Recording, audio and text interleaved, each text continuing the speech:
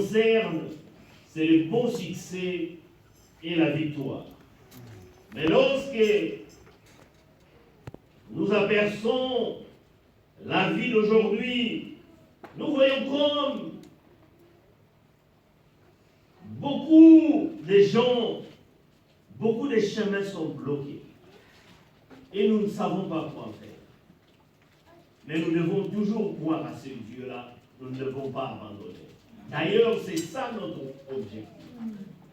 Et c'est par là que nous allons courber notre tête pour prier. Ô Dieu d'éternité et de tout-puissant, dans ce monde de confusion que nous vivons aujourd'hui, dans ce monde de distraction, Père éternel, nous commençons de moins en moins. Il y a beaucoup de gens qui commencent de moins en moins à croire ton existence à cause, peut-être selon eux, du retard de l'exorcisme de leur prière. Mais Dieu, nous savons que tu es vivant et que tu es parmi nous. Nous t'invoquons encore une fois de plus, Père éternel. Nous savons que le yeux du corps, quand il voit seulement des effets qui se passent aujourd'hui, mais il ne voit pas qu'est-ce qui peut venir demain. C'est pour cela que nous t'invitons, Père éternel, à être auprès de nous, pour que tu sois notre Dieu et que tu agisses. Touche les cœurs de chacun, ceux qui se sont découragés, ceux qui se sont affaiblis, ceux qui ne croient plus, ceux qui se sont désespérés à cause du retard de l'exercement de leur prière. Nous t'invoquons, Père éternel, pour que tu sois notre Dieu et que tu agisses auprès de nous.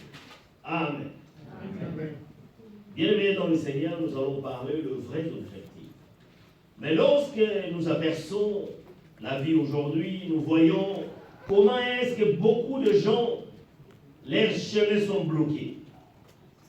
Ce qu'ils expérimentaient est au contraire à la volonté de Dieu. Beaucoup de gens confessent la victoire, mais ils se trouvent la défaite. Beaucoup de gens confessent le mariage, ils se trouvent le célibat. Beaucoup de gens confessent la guérison, mais se trouvent dans la maladie. Beaucoup de gens confessent des enfants, mais ils ont des accouchements retardés. Beaucoup de gens confessent le succès, mais ils trouvent les échecs. Quelle est la cause de tout ça?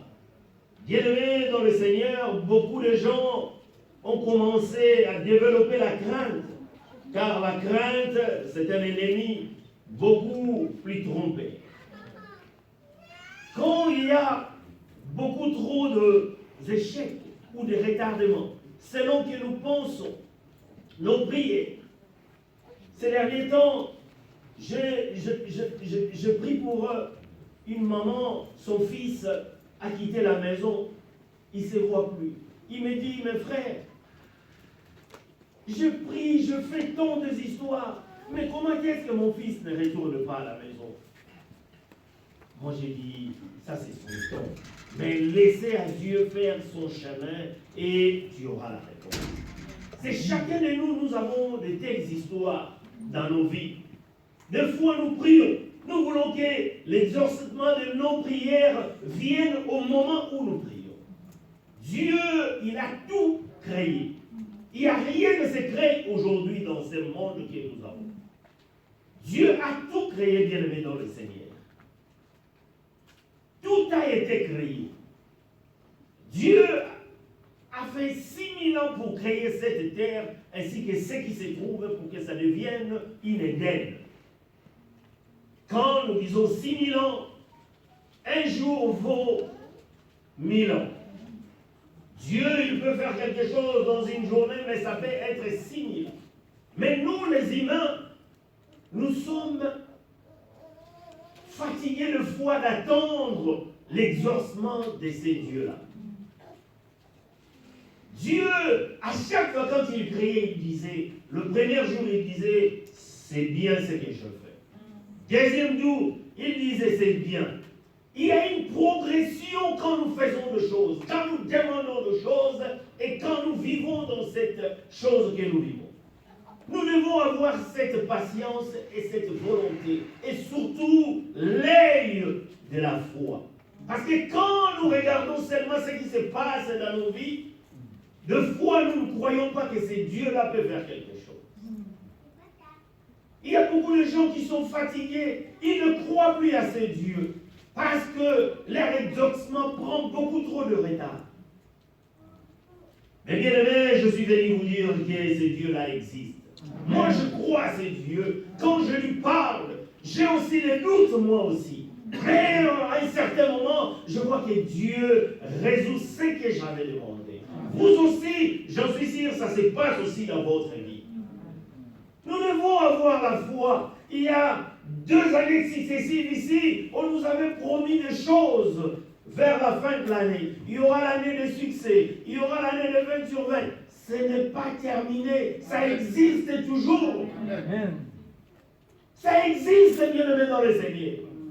Même l'ange de l'Éternel, même l'homme de Dieu peut avoir des doutes. Comment est-ce que j'avais prononcé quelque chose? Est-ce que ce Dieu-là, il va exaucer? Il peut avoir des doutes.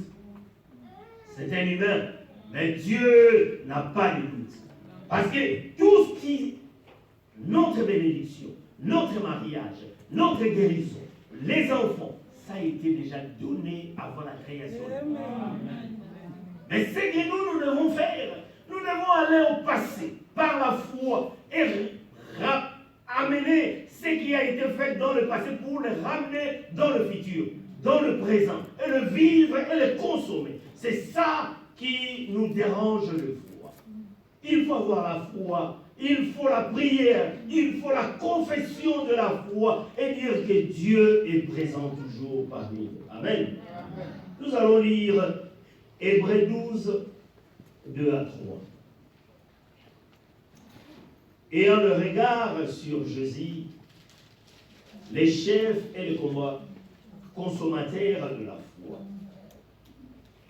qui en vue de la joie qui lui était réservée, a souffert la croix, méprisé l'ignominie, et s'est assise à la droite de la trône de Dieu.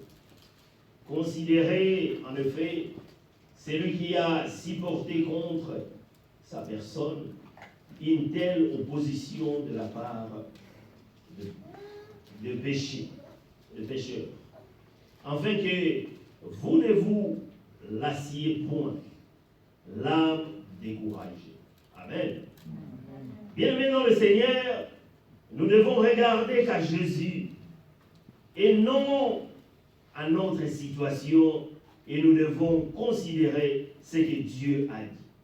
Parce que quand nous regardons à notre situation, nous aurons la difficulté d'exercer cette foi que Dieu nous a donnée. Je donne un exemple, tu demandes des enfants, mais tu vois l'âge avancé, cela ne s'exerce pas dans ta confession. Si Sarah, nos patriarches, a douté, et comment est-ce que nous ne pouvons pas douter? La doute vient toujours. Il vient, bien aimé dans le Seigneur. Il y a un médecin qui dit, il y a un monsieur de 70 ans, il est parti avec lui aujourd'hui, je me suis réveillé, j'ai un peu de fatigue, tout ça. Il a dit, quand il y a des fatigues à cet âge, il faut savoir que tu es dans la vie. Tu vis. Le jour où tu n'auras plus de douleurs, où tu te réveilles normal, sachez bien que tu es mort. Parce qu'à ton âge, tout a été déjà presque consommé. Tu dois avoir ces douleurs. C'est la même chose, bien aimé dans le Seigneur. Nous ne devons pas nous contempler seulement de ce que nous voyons. Il faut utiliser notre âme, notre foi, prendre dans la profondeur de l'Éternel pour savoir que ce Dieu-là va faire ce qu'il a promis. La Bible dit qu'il y a 2 sortes de la vérité. La vérité sans baser sur le fait, et comme nous le savons, tous les faits sont sujets au changement. Mais nous avons la vérité divine qui vient de la vérité révélée. Bien-aimés, nous avons les yeux du corps qui sont physiques, et nous voyons les yeux de la foi. Nous devons différencier entre les yeux physiques et les yeux de la foi. Quand nous nous sommes seulement contentés des yeux physiques, nous allons voir comme si ces dieux-là n'existaient pas, comme ces dieux-là n'exercent pas ce que nous désirons. Mais quand nous utilisons les yeux de la foi, c'est alors que nous allons commencer à voir cela. Mais pour avoir les yeux de la foi, nous devons, ça demande de prière et de concentration. Nous devons prier, bien-aimés. Nous allons donner, parce que notre vie, c'est la prière qui appelle tout ce dont nous avons besoin. Sans la prière, il n'y a rien qui peut se faire. Dieu nous a appelés. On était comme on était auparavant. Avec les péchés, avec la coutume, avec tant de choses. Mais ce Dieu-là a fait en sorte que la nouvelle naissance passe dans notre vie. Quand la nouvelle naissance passe dans notre vie, c'est comme si il y a quelque chose qui avait de la saleté et Dieu les a lavés pour que ça devienne propre. C'est ça que nous sommes, moi et toi, nous sommes aujourd'hui. On a fait nos vies. Si on rencontre les passés qui s'est passé dans notre vie, nous allons voir qu'il y a des chemins que nous avons empruntés, les chemins que nous ne devons pas emprunter. Mais au moment où nous avons entendu la parole du Seigneur, la nouvelle naissance est venue dans notre vie, c'est alors que la métamorphose est venue auprès de nous. Et nous avons changé. La conscience de l'Éternel est venue dans notre vie. Quand tu fais quelque chose du mal, tu sens que cela n'est pas de l'Éternel. Le soir, tu te confesses et tu dis, Seigneur, pardonne-moi. Ce que j'avais fait n'était pas bon. Parce qu'il y a une conscience. Le Saint-Esprit commence à te dire quelque chose. Il te dit, mon fils, ce que tu avais fait, ce n'était pas bon. C'est pour cela la Bible, chaque fois, il nous dit, si nous disons que nous n'avons pas de péché, nous nous confessons nous-mêmes, car la vérité n'est pas à nous. Si nous confessons, il est juste et fidèle pour nous pardonner.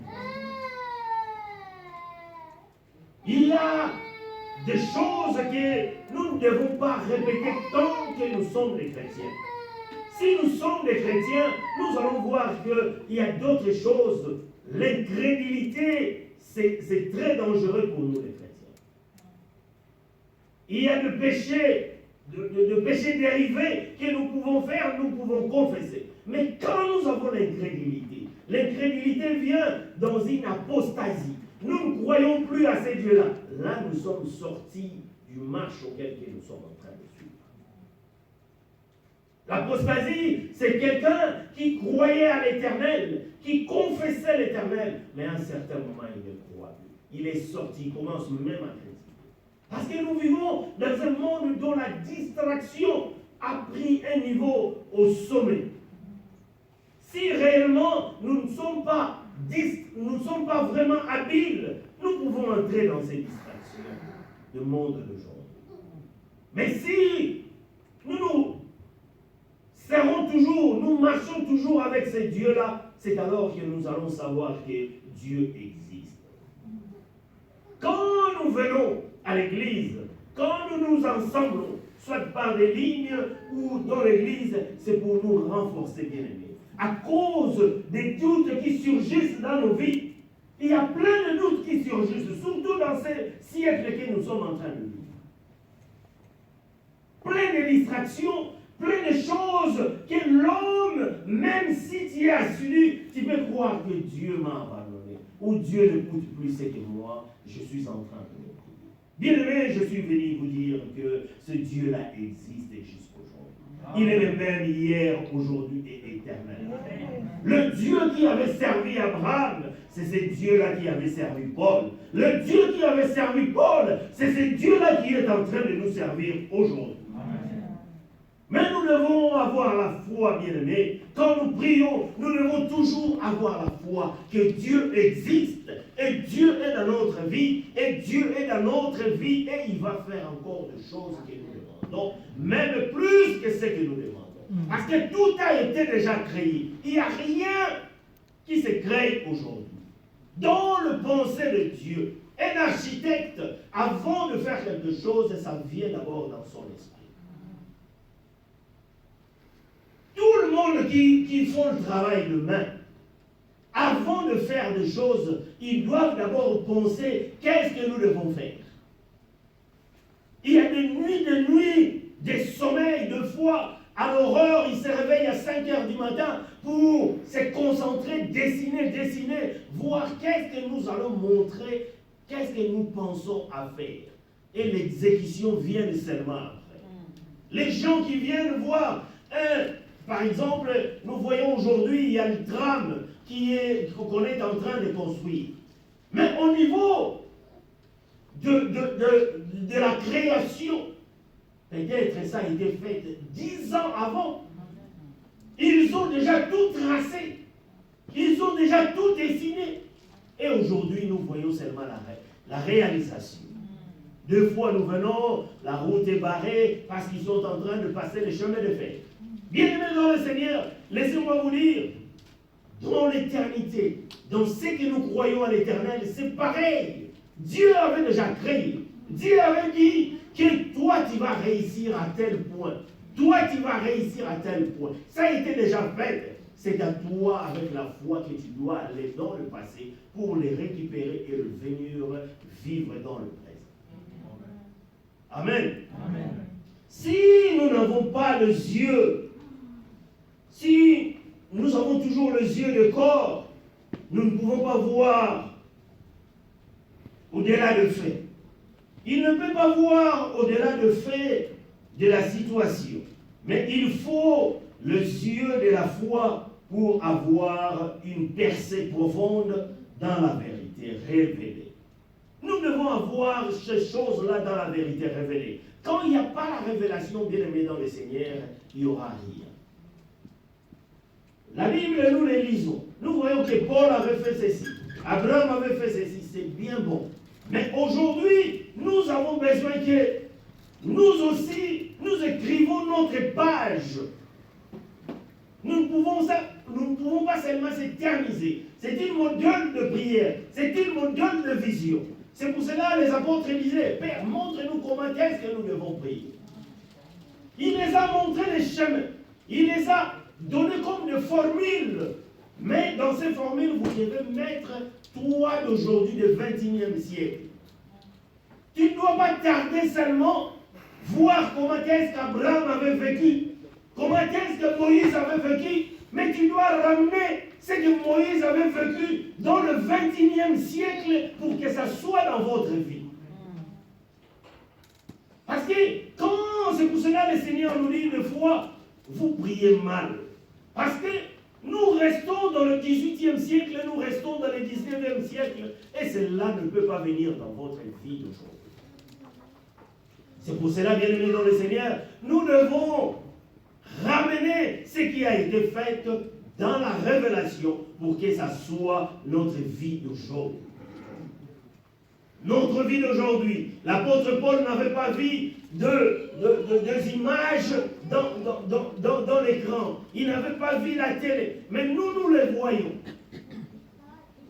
Le diable peut en fabriquer pour qu'il y ait des distractions. Mais nous sommes les enfants de Dieu. Nous utilisons ça pour la pensée, pour la percée de l'éternité et que Dieu soit notre héroïne. Amen. La parole nous dit que l'homme exerce la volonté à travers la pensée. Bien-aimés, le Seigneur bien-aimés dans le Seigneur, nous devons faire attention à ce qui nous regarde.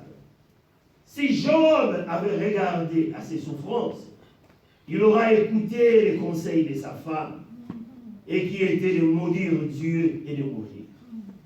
Si Shadrach et Meshach et Abednego, s'ils avaient regardé la fournaise ardente, ils auraient dû changer leur confession dans leur crainte d'être brûlés. Mais ils ne savaient pas que le 4e ange était là-dedans, la 4e personne. Si notre Seigneur Jésus-Christ, dans le livre de Jean 11, s'ils avaient regardé la décomposition de Lazare, mais la prière de la résurrection, nous n'allons pas les dire. Parce qu'ils avaient les yeux de la foi. Si notre patriarche Abraham avait refusé de sacrifier son fils Isaac, mais cela, nous ne devons pas l'avoir. C'est ça la consommation de notre foi, bien-aimés dans l'Éternel. Nous devons avoir cette foi. Même si les choses tardent, les choses n'échouent jamais chez nous. Parce qu'il a été déjà créé pour vous. C'est à toi, par la foi, par la révélation, de le chercher et de la ramener dans ta vie. Toi, que quelque chose tarde dans ta vie, dis seulement Dieu, il a déjà créé ça pour nous. Ça a été déjà créé. Ton succès a été déjà créé. Ton mariage a été déjà créé. Tes enfants ont été déjà donnés. Ta délivrance a été déjà donnée. Il nous reste seulement le moment X pour que ça vienne dans votre vie et que vous le viviez et que vous témoigniez que l'Éternel est bon, l'Éternel est merveilleux. Cet Éternel-là écoute et il entend et il parle et il agit. Amen. Nous devons le croire. Ce ne sont pas des citations, bien-aimés dans l'Éternel. Mais nous devons lire beaucoup, se maintenir beaucoup dans la parole du Seigneur. Parce que nous sommes dans un moment de distraction où on viendra nous dire des choses pour détruire nos pensées. Pour que les pensées ne soient pas à la ligne de ce que les Écritures disent. Et bientôt, Christ va venir. Jésus-Christ va venir dans les airs pour venir récupérer son Église. Mais ça devient comme un slogan, comme si cela ne va pas se réaliser. Au moment de l'arche de Noé, les gens ne croyaient pas. Ils voyaient c'est de la folie. C'est de la même manière aujourd'hui, beaucoup de gens voient comme si c'est de la folie. La fin de temps. Nous sommes dans le fin de temps, nous devons le croire bien dans le Seigneur. Mais si Dieu, il ne vient pas encore, il veut que cette bénédiction qu'il avait faite pour toi, que ça vienne dans votre vie. Que vous le récoltez, pour que vous ayez au moins des histoires. Dieu que je crois, le Dieu que je crois, le Dieu que je prie, ce Dieu-là fait des choses dignes devant moi. Et c'est alors quand tu vas dire à ton prochain, quand tu vas dire à ton entourage, c'est alors qu'ils vont croire à ces dieux. Ils vont dire que ce Dieu-là, moi aussi, je peux le croire.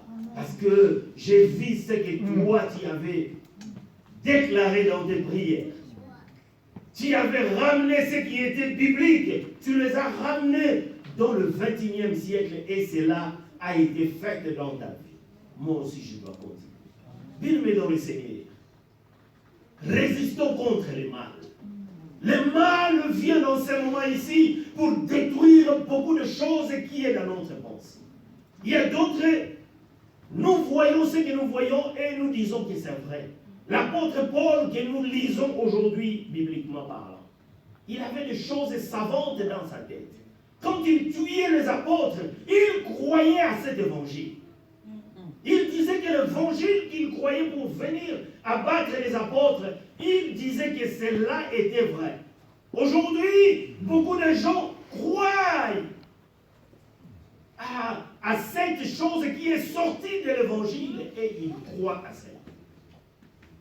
Bien-aimés, lisons la Bible, écoutez. Aujourd'hui, il y a des internets, il y a par-ci, par-là. Nous pouvons venir à l'église écouter le message, mais au lieu de nous distraire dans beaucoup de choses, regarder des choses dans le YouTube, tout ça, regardez les prédications. Il y en a tant de prédications que le Seigneur d'aujourd'hui nous a fait grâce d'écouter. Par jour, tu peux écouter 10 messages si tu veux. Cela va te cultiver. Quand tu lis dans la révélation, ne lisez pas seulement la Bible, mais il faut entrer profondément, que le Seigneur te dise quel chemin que tu dois suivre, et cela va se faire. Amen. Nous devons éviter les distractions. Parce que ce monde, le diable va nous prendre avec des distractions. La distraction est communément vraiment une chose palpable dans nos vies aujourd'hui. Mais quand nous sommes intégrés, nous sommes vraiment profonds dans ce Dieu-là, et nous allons voir que ce Dieu va faire quelque chose. Amen. Amen. Bien-aimés, Il y a un plan de Dieu pour nous. Ne permettons pas notre situation de nous méconduire. Ce que Dieu dit au sujet de notre situation, c'est ce qui compte et non ce que la situation nous dit. Parce que Dieu nous dit quelque chose. Et la situation que nous vivons nous dit aussi quelque chose. Contraire par rapport à ce que Dieu nous a dit. Qu'est-ce que nous devons accepter? Ce que nous voyons ou bien ce que Dieu nous a dit? Parce que beaucoup de gens, ils croient, ils sont des tombants, ils veulent voir, ils veulent consommer ce qu'ils sont en train de vivre. Mais Dieu, il a ses promesses qui est faite pour toi et pour toi. Nous devons croire à cela. La croyance, c'est une bénédiction bien aimée dans le monde. Sans la croyance, il n'y a rien qui peut se faire dans notre vie. Sans la croyance, nous sommes perdus. Sans la croyance, il n'y aura pas de délivrance dans notre vie. Sans la croyance, il n'y aura pas la résurrection. Parce qu'il y a 430 ans dans le passé, Esaïe a prophétisé que Christ va venir. Et il y avait des gens qui croyaient à cette parole. Et Christ était venu. Même celui qui parlait, qui évangélisait pour la venue de Christ. Mais il était Jean-Baptiste. Il ne comprenait même pas que c'est celui-là qui est venu. C'est pour cela que ses apôtres demandaient, est-ce qu'il posait des questions? Mais lui, il ne répondait pas. Il faisait voir les aveugles, les miracles s'opéraient. Et à ce point-là, les yeux étaient ouverts pour savoir que c'est Christ qui est venu. Bien-aimé, Christ a quitté le ciel pour venir sur cette terre. Il est venu pour moi et toi. On n'était que de païens. On ne pouvait pas avoir cette bénédiction que nous avons aujourd'hui. Si nous avons cette bénédiction aujourd'hui, nous devons l'attraper et vraiment les concentrer précieusement. C'est notre trésor que nous avons. Quand nous avons cet trésor, bien aimé dans le Seigneur, nous devons croire à ce Dieu-là. Et vivre la parole du Seigneur pour savoir que ce Dieu-là est véridique et véritable. Amen. Amen. Beaucoup ont changé les cours de l'histoire de leur vie par l'incapacité à voir au-delà de leur situation immédiate. Bien-aimés, le Seigneur, il y a une porte de sortie. Cette porte de sortie, maintenant, quelles que soient nos expériences, la solution, c'est maintenant. Bien-aimés, soyons prêts à agir par la foi. Nous devons toujours être prêts à agir par la foi. Parce que sans la foi, il n'y aura rien. Sans la foi, Shadrach, Meshach, Abednego n'allaient pas voir Jésus-Christ dans leur forêt. Sans la foi, Daniel, les lions pouvaient l'engloutir. Sans la foi, Abraham pouvait tuer Isaac. Sans la foi, Joseph ne pouvait pas diriger l'Égypte comme premier ministre. Bien-aimés, Dieu nous a tout dit. Nous devons avoir cette foi. Que ce ne soit pas seulement des slogans que nous pouvons réciter, mais il faut vraiment se concentrer. Dire que Dieu, ma bénédiction, ma richesse, mon enlèvement, ça a été déjà fait. Tu as déjà écrit mon nom dans le livre de la vie. Ça a été déjà fait. Quant à moi, d'opérer aujourd'hui. C'est la même chose à l'école. On nous donne des textes, pendant et à la fin, il y a un examen. Examen, il faut étudier pour réussir ce que vous avez donné pendant toutes les 9 mois pour passer dans la classe prochaine. C'est de la même manière, bien aimé dans le Seigneur. Nous devons nous arranger derrière ce Dieu et croire que Dieu est vivant et Dieu est véridique. Amen. Amen. Si nous lisons au Nombre 14, 6 à 9, Nombre 14, 6 à 9, il est dit, et parmi ceux qui avaient exploré le pays, Josué, fils de Nun, et Caleb, fils de Jephunneh, déchirèrent leurs vêtements et parlèrent ainsi à toute l'ensemble des enfants d'Israël. Le pays que nous avons parcouru pour l'explorer. C'est un pays très beau, excellent. Si l'Éternel nous est favorable, il nous mènera dans ces pays et il nous les donnera. C'est un pays où coule le lait et le miel. Là, ils sont dans le positif. Mais, étant qu'un homme, il aura toujours des doutes. Seulement, ils disent maintenant au chapitre 9, seulement, ne soyons point rebelles contre l'Éternel et ne craignez point les gens de ces pays, car ils nous serviront de pâture. Ils n'ont plus d'ombrage pour le couvrir. L'Éternel est avec nous, ne les craignez point.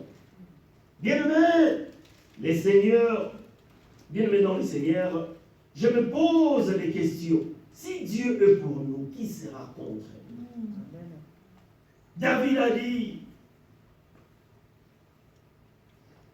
nous cherchons la justice, le juste ne périsse jamais. Quand tu deviens juste devant Dieu, tu vas réussir ce que tu as récolté. Équipons-nous de cette foi. Gardons la foi dans notre vie.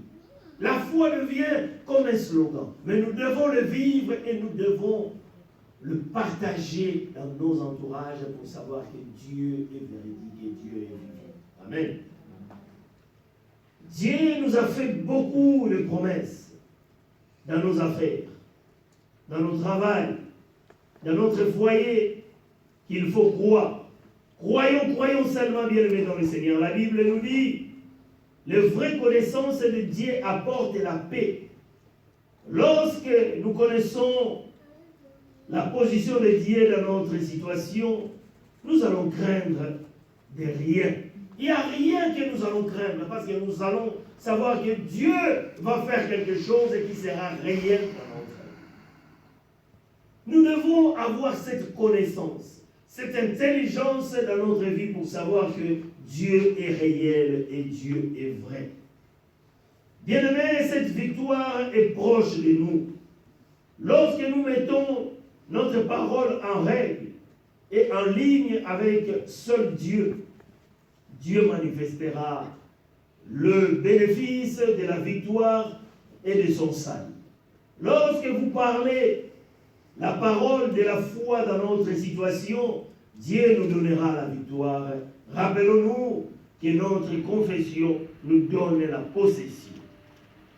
Nous avons la possession parce que nous avons Dieu dans notre vie. Nous avons la possession parce que nous avons Dieu dans notre vie. Nous avons la victoire parce que nous avons Dieu dans notre vie. Nous avons la guérison parce que nous avons Dieu dans notre vie. Nous avons tout ce que Dieu peut faire parce que nous avons Dieu dans notre vie. Il faut avoir Dieu dans ta vie. Quand nous avons ces dieux-là, c'est alors que nous allons savoir que Dieu est véridique. Notre victoire a l'obligation de suivre notre confession. Lèvons-nous pour dire aujourd'hui, c'est le jour de ma victoire, c'est le jour de ma réussite, c'est le jour de ma promesse et vers mon Seigneur. Alors, frères et sœurs, regarde vers la croix parce que Jésus-Christ a payé le prix sur la croix pour notre salut. Dieu a payé le prix. Si Dieu n'était pas descendu dans le corps du Seigneur Jésus-Christ, mais on devait être perdu. Mais aujourd'hui, nous devons avoir cette assurance et savoir que Dieu est vivant et Dieu va faire des choses auprès de nous. Que Dieu vous bénisse.